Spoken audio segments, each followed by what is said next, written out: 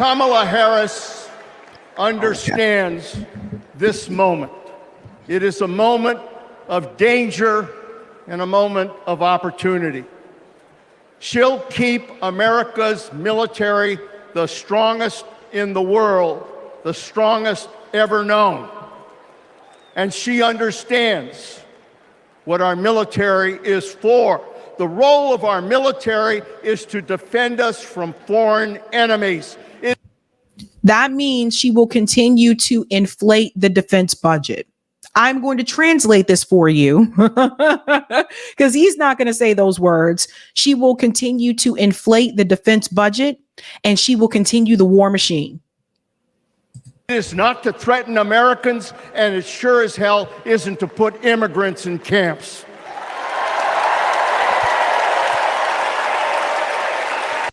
Kids are still in cages. Every president since World War II, Republican and Democrat, has shared the belief that America must protect democracy in the world. Every president has honored our veterans and their sacrifices. Every president, but one.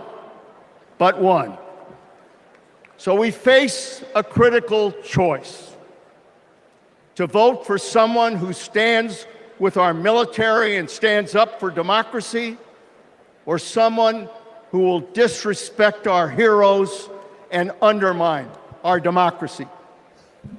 My fellow Americans, there is only one choice. One choice. And let me tell you something.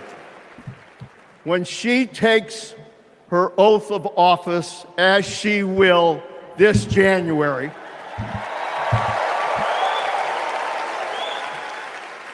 our allies will cheer, our enemies will fear, and we will have a commander-in-chief that we can trust. God bless our veterans, and God bless our country.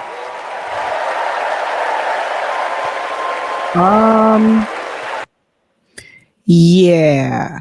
So if you were wondering how she would be on foreign policy, that's your answer right there, right? To continue to police the world, to increase that defense budget. And she's definitely not going to, again, not send weapons to Israel. So there you go right there. Let's see this guy.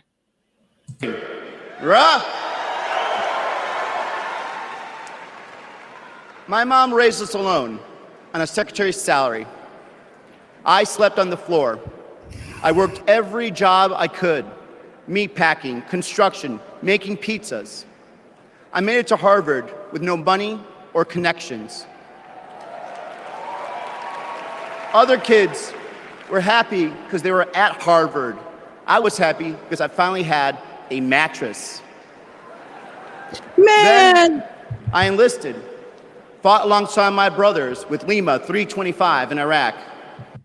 Who picked this guy to come up on the stage and speak? So a Palestinian American can't come up and speak, but he can come and speak? I wasn't happy that I made it to Harvard. I was happy I finally had a mattress. Come on! This is ridiculous. Who wrote this? Who's giving these cue cards? Oh my gosh. They called us Lucky Lima, but our luck ran out. We saw some of the heaviest combat of the war. And when we got home, the government failed to help us readjust. We have a duty to care for our patriots who serve our nation.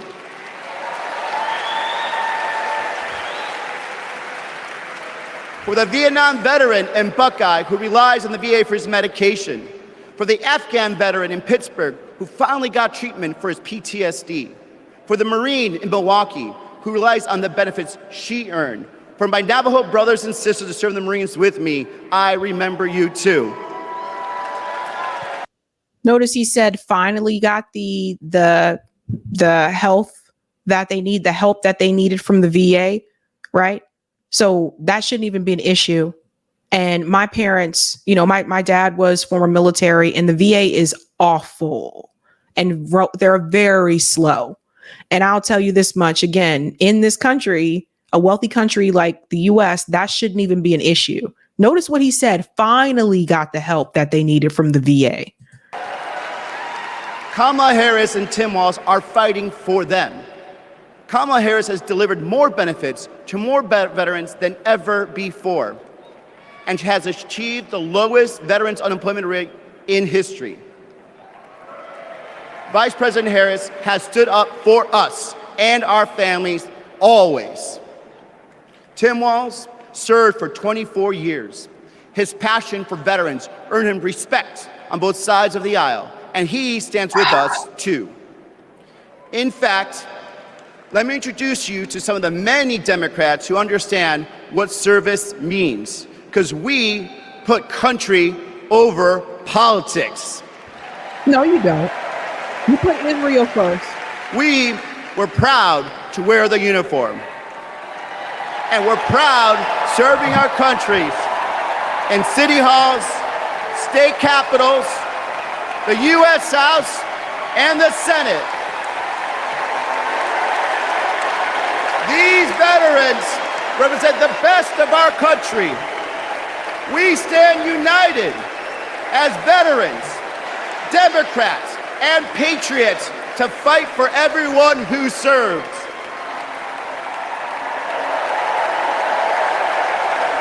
Oh boy. But politicians like Donald Trump, they don't stand with us. They call patriots like Senator McCain losers. John McCain was an American hero. Show some respect. Why are we still talking about John McCain?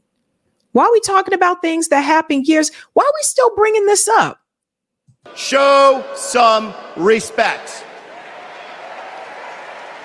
So, for the 18-year-old who decides to enlist, for the families like mine who prayed every night that their loved one would come home, for our troops stationed thousands of miles away, for my Marines of Lima Company, let's elect Kamala Harris and Tim Walz, who don't just respect our service, but revere it. Because the veterans who defended this country aren't just the reason we can sleep at night. They're the reason we can dream. And together, we'll fight for our veterans and everyone who served our country. Thank you. Sounds like a recruitment effort there from the U.S. military. Sounds like they're trying to recruit some people since recruitment numbers are significantly down. Boy, I tell you, the propaganda is strong, fam. Now, here's something else I want to point out. How is that any different? Like what they said there about the veterans, bringing out the veterans and all that kind of stuff. You would see that also at an RNC convention. You would see the same thing with the Republican Party. So again, when it comes to the military, the war machine, how are these parties different? They're not. Let's see what we got. Oh, there's music. We'll see what's up next. I know they find ways to drag this out. I'll tell you that much. Like, we really don't need all of this. This guy got up there and gave a corny ass speech. Okay, here we go. Here's Gretchen. Yeah. So here's the governor of Michigan. Let's see if she says anything about the listen to that. Let's see. I'm Governor Gretchen Whitmer. In Lansing, they call me governor, but in Detroit, they call me Big Gretch.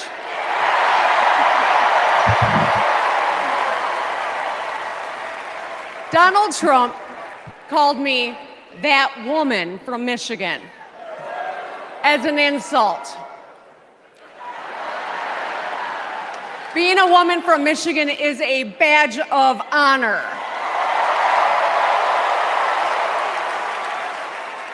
Like women across America, we just GSD. Get stuff done. At 29, I joined the sandwich generation. Sandwiched between working and raising my newborn and caring for my mom, who was dying from brain cancer. It was hard, but not extraordinary. It's life. Those nights reminded me who I was fighting for. People just trying to make it. Kamala Harris knows who she's fighting for, too. She took care of her mom, who also battled cancer. As president, she'll fight to lower the cost of health care and elder care for every family. She's lived a life like ours. She knows us. Donald Trump doesn't know you. No, she hasn't lived a life like it. I wish they would stop saying this. No, most people did not have two parents that were in PhD programs. Her father is a professor. Let me look at it one more time. Her father is professor emeritus at Stanford University. He's a Marxist economist.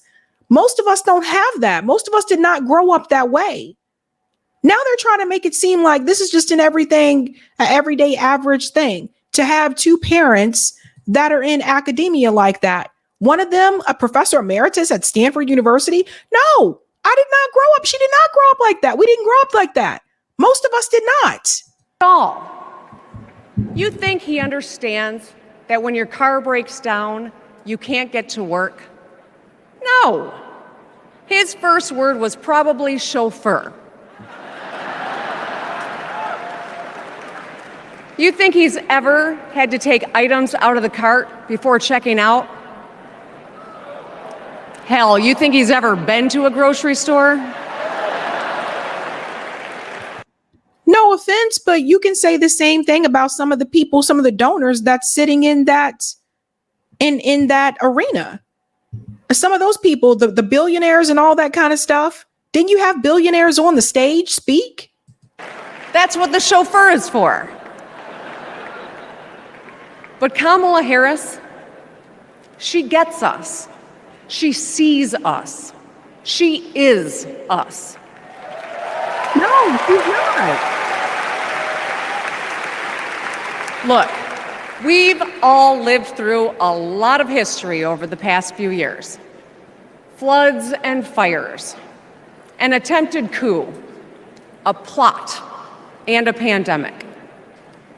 It's exhausting. We don't know what the next 4 years will bring. But what we do know is this. Through it all, your life won't stop. You're going to have to get to work, pick up the kids, and pay your bills. And then one day, when you're just trying to get everyone out the door, a news alert goes off. Something happened. Something hit the fan. You'll ask, is my family going to be okay? And then you'll ask, who the hell is in charge? What if it's him? What if it's that man from Mar-a-Lago?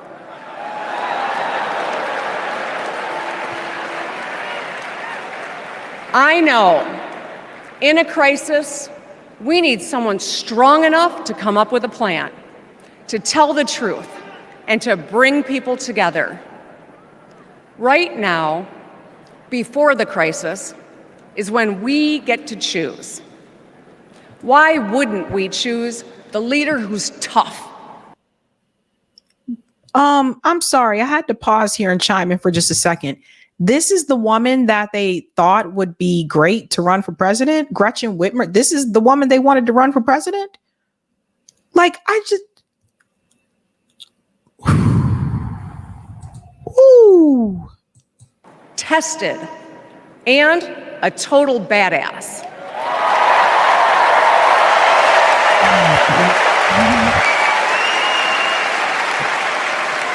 I know who I want as our commander-in-chief. America, let's choose Kamala Harris.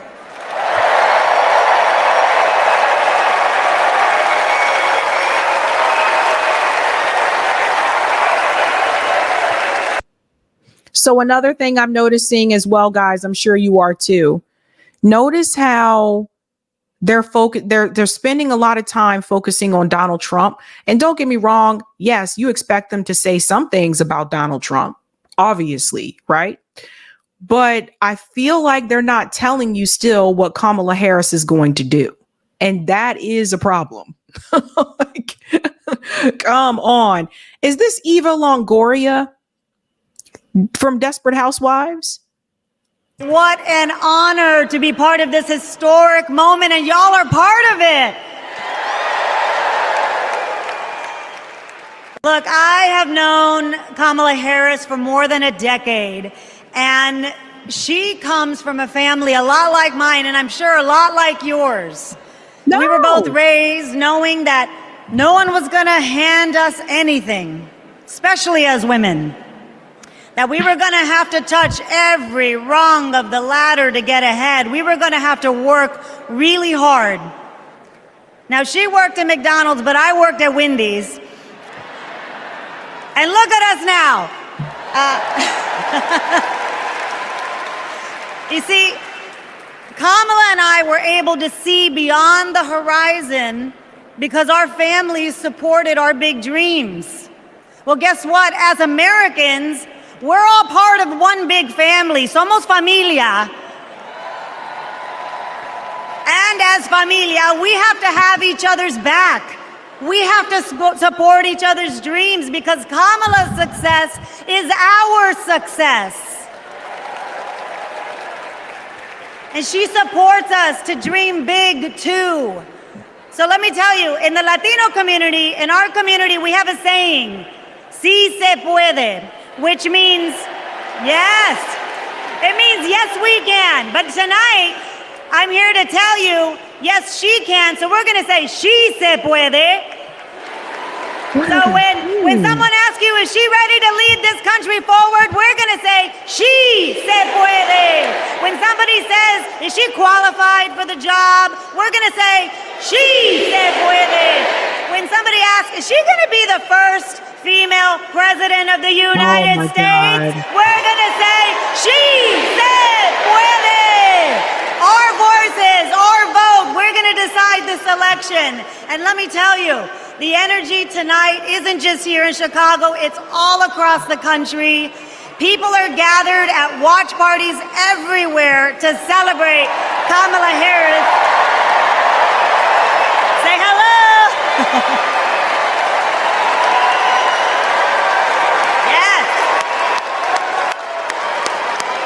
All right, we know how to work, so let's get to work.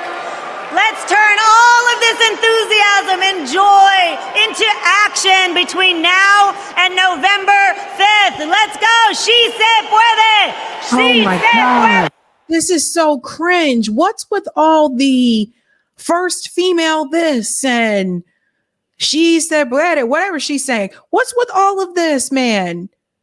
This doesn't mean anything when you have no plan. This doesn't mean anything when you have no platform.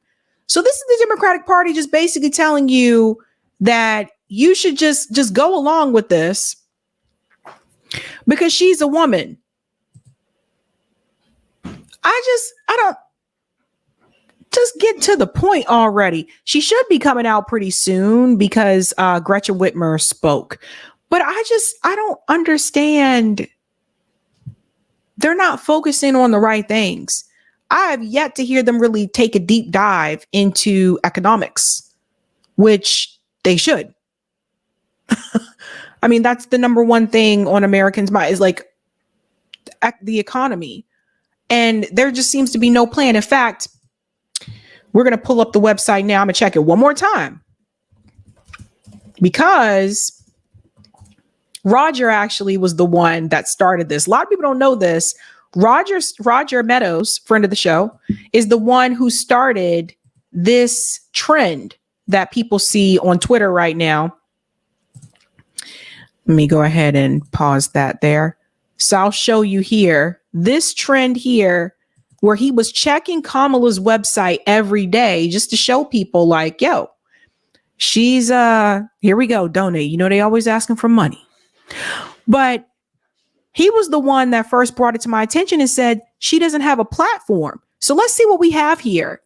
Meet Kamala Harris. It tells you all about her and yada, yada. And she grew up and all this and blah, blah, blah. Bloop, bloop, bloop, bloop, bloop, bloop, bloop. That part. And then meet Tim Walz. Same thing is going to tell you about him. There's Take Action and there's Store. Take Action is to volunteer, right? And then I think we all know what a store is, right? So the merch. So they're selling t-shirts. They're asking for money. But again, there's no platform on the website. It's now, how many days has it been? Roger, I don't know if you're in the chat, but how many days has it been now? It's got to be at least since she announced. You can let me know in the chat. But there's still no policy. People just jumped on board for anything, just for vibes. They're just vibing. First female, yay! Coconuts, woo! Woman of color, yay! She was an AKA, woo! It was just, thank you, Zerfin. Her site looks like a ransomware hack. Yeah, I mean, there's nothing. What are you supporting? Nobody has a problem with this.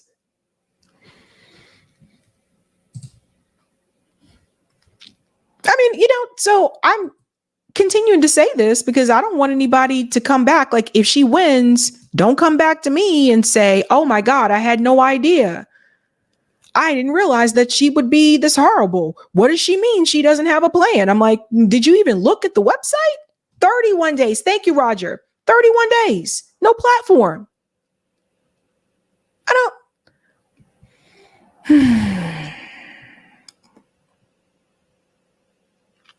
I don't know. Even Biden had a platform, though.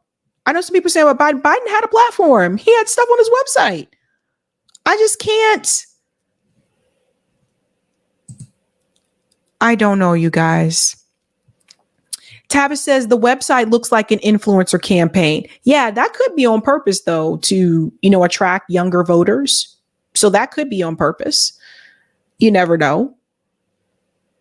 But we'll see who this guy is. I don't know who this guy is. Listen, to my fellow Republicans, if you still pledge allegiance to those principles, I suspect you belong here too.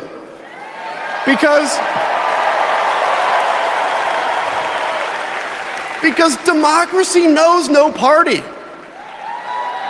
It's a living, breathing ideal that defines us as a nation. It's the bedrock that separates us from tyranny. And when that foundation is fractured, we must all stand together, united, to strengthen it.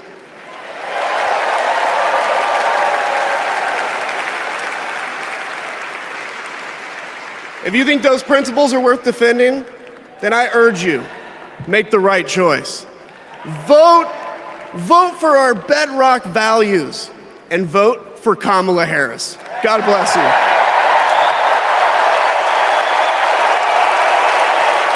So you see what I was saying? Like, they're bringing Republicans, like Republicans can speak at the DNC convention.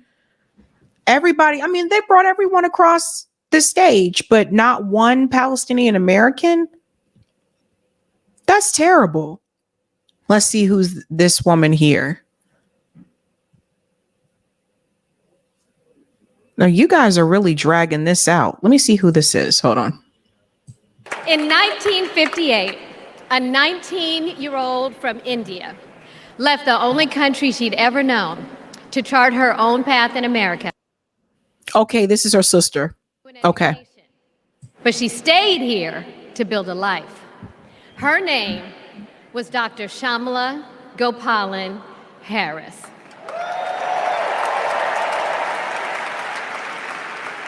But we called her Mommy. Mommy was so many things to so many people.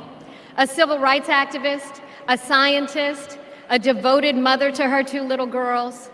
But most of all, Mommy was a trailblazer who defied the odds and defined herself. And when it came to Kamala and me, Mommy had great expectations for us, but she had even greater expectations of us. She raised us to believe that we could be and do anything. And we believed her. You see, Mommy understood the power and the possibility that come with knowing and showing who you truly are. She knew we could be the authors of our own stories, just as she'd been the author of her own. Mommy's journey and the opportunity that she wanted for Kamala and me, that's a distinctly American story. We may all have different histories, different struggles, or different perspectives, but what binds us together is the fervent desire to be free, to fulfill our God-given potential. Kamala's entire life has been about fighting for each of us to have that freedom. And like so many Americans, Kamala knows what it's like to be underestimated and be counted out. She knows what it's like to be the underdog and yet still beat the odds. And now she has created so much electricity, so much optimism, so much joy throughout the nation, and it is why we need her leadership in this historic moment.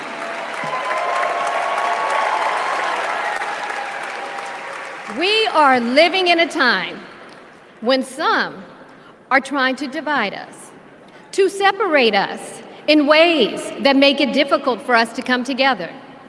Well, look, my sister rejects that view. Where others push darkness, Kamala sees promise.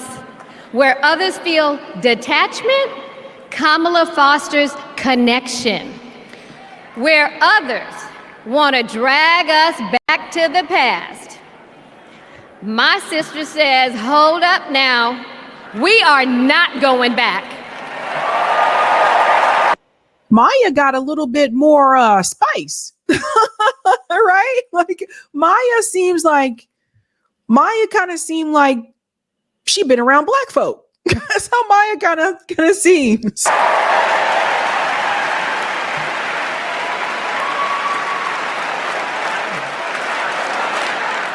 Because Kamala understands we have so much more in common than what separates us. She knows the measure of our success isn't just winning an election. It's about who we bring along and lift up in the process.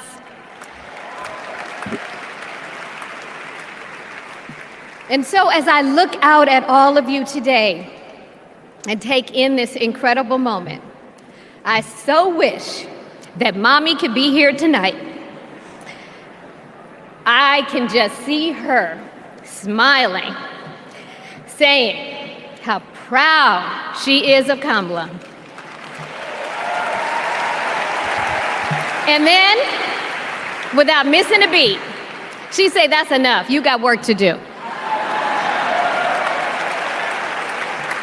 She would tell all of us to roll up our sleeves and get to work, to elect a leader who sees the potential in each of us, a leader who cares for all of us, a leader who fights for every one of us.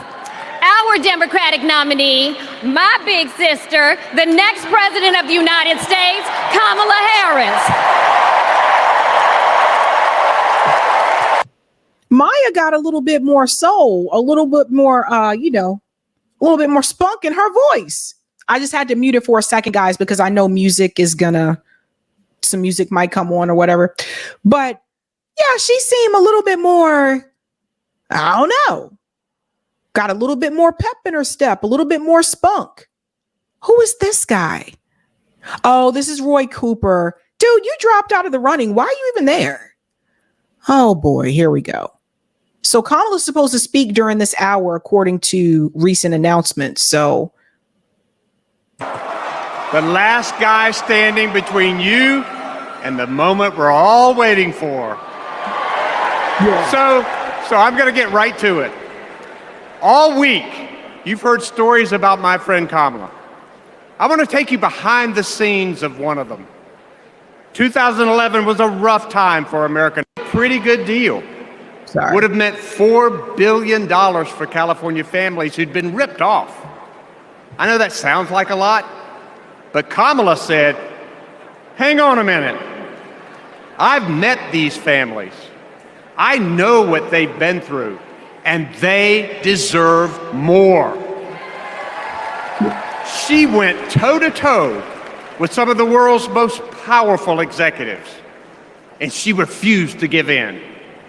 Let me tell you, this was a huge risk, but she knew it was a risk worth taking. That's Kamala. And we all know what happened. The banks caved. That $4 billion for California families became $20 billion. That was the first time I witnessed Kamala in action. And what I saw was a leader who does exactly what she says she's going to do, who never will settle for less. America, we got a lot of big fights ahead of us, and we've got one hell of a fighter ready to take them on. I know. Am I alone in this, guys? And let me know. But I feel like her sister should have been the one to introduce her. I thought that's what was happening here. I thought that her sister was introducing her. Then they sent out this guy. Huh. You to the very end. For families who need better health care or a safer place to live, Kamala will fight for you. For parents who want better schools for their kids. For workers worried about a secure retirement for themselves, Kamala will fight for you. For any one of our allies, anywhere in the world, wondering if America still has your back, remember this, Kamala will fight for you. And when she fights, we win. Kamala's ready. Kamala's ready. The question is, are we? Are we going to stand up and fight for Kamala like she'll stand up and fight for us? All right. If you're ready, my home state of North Carolina, stand up. Stand up, Pennsylvania. Stand up, Michigan. Stand up, Wisconsin. Stand up, Georgia. Stand up, Nevada. Stand up, Arizona. Stand up, America. Are we going to stand up? Are we going to fight? Are we going to vote? Are we going to win? You bet we are. Let's go get them.